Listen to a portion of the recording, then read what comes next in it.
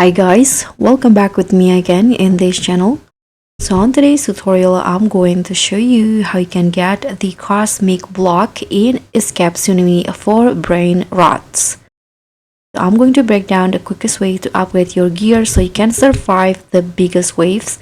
So first, to get the cosmic block, you just need to go to the cosmic area and you'll spot the Fuchsia color block like this. So you can just claim it and you can bring it to your home base.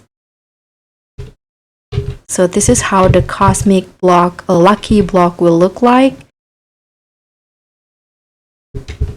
So let's just bring it home before the tsunami catch us.